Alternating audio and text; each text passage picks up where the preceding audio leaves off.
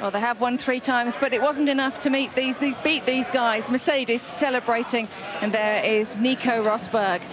Well-deserved champagne for him today, and Lewis Hamilton joining in for the team picture. And all of the team really excited, as you would expect, about this championship this year. They really have dominated proceedings, David. A lot of singing going on behind us. And they've dominated the whole championship as they wanted to do. They've torn the opposition apart. There was nothing anybody could do to get close to them. No, but in actual fact, it was a great interview there with James, because I was encouraged by how close they were. So because excited. In pre-practice we were going, oh my God, you know, Mercedes are a second quicker than anyone else. We can see their silver arrows are putting up their 44th F1 win. You know, that shows the level of dominance they've had in this new hybrid era. But Ferrari are close enough to give us some hope that if anyone slips up in any area of the development, then you know that could just change the running order right now. Well, the other thing is they made such a big jump from last year to this year, so if they can make the same jump again, you know, we could be on for a battle next year, couldn't we? Well, we're also hoping Red Bull and a lot of other teams, and we're hoping maybe Force India, and we're hoping for this, that and the other, and who knows what happens to Lotus if Renault come in. You know, there's a lot of positives, and we should be really upbeat about what's going to happen in the season. And well, we have the winner himself. We do, as you can see behind. Here comes Nico Rosberg. Congratulations on your 30th win. You're shaking hands with David Coulthard, and you now have, well done, you're all wet and sticky. You now have as many wins as Mr. Coulthard. Congratulations. That's an honor. Your life's complete now, I know. Yes, that was my life's target. That was your ambition. Let's get into today's race then, because it looked to us as though you were under enormous pressure all the way around today. The pressure was on in the second stint, because Lewis was completely exaggerating, because we were on for a 2-stop, you know? And his tires just died completely after that. There was no way in this world he was going to make a 2-stop work like that. So I was like trying to, you know, not push too much, but make sure he doesn't have the chance to attack me. And so I was a bit on the edge at that point in time. And that forced us then to go to 3-stop as well, you know. But from then on, no. I mean, I was comfortable. I had the pace today. I was quicker in the race. Opened up the gap in the end also, you know, before every stop, and especially in the very end. So happy with that this weekend. It was a good start, but it did get quite close as Lewis tried to come to the outside. Now, you both got off the line. To me, it looked about the same. So you would always be watching for your teammate. Yeah, but I saw that he was there, so I just kept it wide and made sure that he didn't try anything silly. Yeah, and from that point on, I didn't see any mistakes. So presumably there were no mistakes during this Grand Prix. It was just perfect race. Yeah, I was always managing the gap to Lewis, you know, keeping an eye behind, and no, it all worked out perfectly. Nico, we've seen a transformation in you, your mindset, and how you're approaching these last number of races. What do you see, Eddie? What do I see? That there's a difference in the last... I see possibly fatherhood has been a part to play. Hasn't made me faster. Are you a good father? Do you change nappies? I'm a very good father. Yes, sometimes I even change nappies. No. I've seen you out walking the babies, which is very nice. I mean, I've been working at it a lot. What is the difference? I've been working at it because I don't like coming second, that's for sure. Especially not to my dear teammate. So I've been pushing hard to try and improve. You know, it's just a puzzle. You know, but you must have had some things. Working at everything, and it's paying off. It's paying off. I'm driving quicker now. I've got the upper hand at the moment, so I'm just pleased with that. But the car must, I know a driver needs confidence, and to have confidence, the car needs to react to your inputs. Yeah. So what was not there at the beginning in terms of, was it understeer, was it oversteer, was it something as simple as that, where, because now, you're saying, I'm going there, I'm going over this curve in turn 2, and you're able to deliver. Yeah, it's not. There's not one specific thing. You know, it's just improving all the areas and driving better than ever. Is it fair to say that something happened that made you feel more comfortable with the car that's made the difference, do you think? And then that's had a knock-on effect to you and your confidence? No. You're not giving us anything. It was a good try. It was a good try, but no. Because we've just spoke to Niki Lauda, and he says it's always a head thing. So something must have changed within yourself that's made you kind of, you know, sorry, I just did puff my chest out, that's made you puff your chest out and feel like, right, this is mine. Not at the moment. It's not a head thing.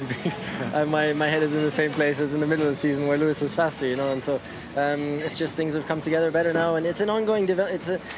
Things change, you know. The car gets faster, you know. We have development parts coming on. It's a world that changes all the time. You need to adapt, you know, and it never stays the same. And so now I've just managed to adapt much better to the situation. So well, that's what you mean when you say you're working on things. Lots of tiny little things just seem to have come together. Yeah. Have we got it right now? Yes. So are you more of an influence on the development then? Is that possible? You know, because you've been digging deep to try and find whatever was missing at the beginning of the year, have you influenced the development of the car to where it's now suiting you? Could it be that? It's difficult to influence as a driver, you know, because they make in the factory whatever they think is the fastest, and then what you can influence is the small bits and pieces. Once the cars get to here, we can all do our individual setups, so that you can influence, you know, and that's something where I can improve, I can get better and better, put the car to my liking more and more, you know, with the car changing with time, you know, and so that's surely also going better at the moment. So now looking forward to next year, this crystal ball in front of us all. What does the crystal ball tell you? I'll lady? explain it. The crystal ball says to me, you keep this up and you could be world champion this time next year. I need that crystal ball. Where did you get it from? I can find it for you, but let's come back to basics here. I like that crystal What ball. are you going to do to bring this into next year and continue on like you are? Yeah, at the moment I'm just enjoying the individual races. You know, I came here to win, and I did it, and then I want to go to Abu Dhabi and win the race.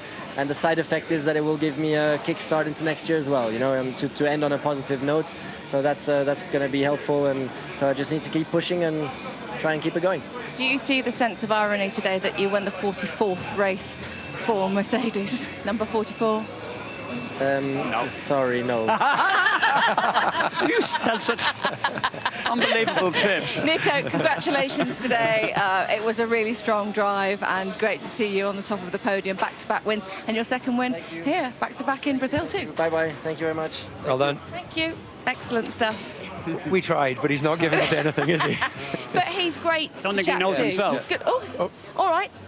He doesn't know. I'm sure he doesn't know He what's going on. did. No, He do you does. think he knows what the difference is? What? No, I don't think he does. I thought you meant about the 44. Of course he knows about does, that. yes. No, but I don't do you think he knows know- why he's going so quick, No, which is a because fantastic thing, really. But what? But because why would he hide that? It's obviously something within him. Because maybe he's found it with his engineers, and you can hold on to that intellectual property to yourself and not need to share it with the team, and it might give an advantage to Lewis. And I think it's the mojo, isn't it? He's found an inner satisfaction with himself that is delivering this confidence. Yeah, there's so much energy goes into driving a Grand Prix car. You know, it's very easy to see the drivers walking around, they look happy, and of course you go, well, why wouldn't it be? They're being paid well to live out their dreams. But the reality is the work that goes on, the commitment that's there, we heard from Max, it's exhausting, it's tiring, and maybe Lewis, mixing everything together, it's an obvious point that some people would make, but I'm just throwing out as a question.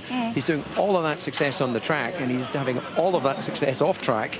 You know, he's only human. He only has a certain amount of energy. Well, he hasn't had a great week this week. Yeah. We know, Lewis Hamilton. And you know, even in normal life, as Nico just running around like He's happy, chap. in some pinball machine. You know, in normal life, when you have one of those days and you feel great, and good things happen to you because you feel positive and you feel great. You know, could it be something that's given him that kind of bounce and that drive? Do you think? I think so. I don't know what it is, and he's not telling us. But I think, of course, it is. But that said, just to confuse the mix, and it'd be nice if I just agreed with that. But if I talk about myself for a moment, there were times where I won races where I didn't actually feel very good, but I just somehow had a balance with the car. And there was other times I came into the track giving it, just watch out, wait till you see this, go out, crash on the first lap. So, you know, clearly I didn't go on to win a world title, so there's a deficiency in myself. But at that level with these guys, I'm not sure it's always linked to actually how they feel. It's about where they are they drive from the subconscious. It's an inherent talent, and it's a very sort of put the car where you want it to go and then react to what it tells you. It's that sort of relationship you have with your car on the circuit. I just think, well, he came up with something fascinating, and I can't get it out of my head during the commentary. Tony Dodginson himself, they've decided that in the last 5 races, since the new rules about the tire pressure, tire pressures, yeah. I think that is so significant in my mind. I can't get it out of my head that probably Lewis had this great feel of the car with the softer tires, with the lower pressure, better grip, the whole thing, putting the power down, everything that the lower tire pressures would do for you. Nico probably is able to cope with it better.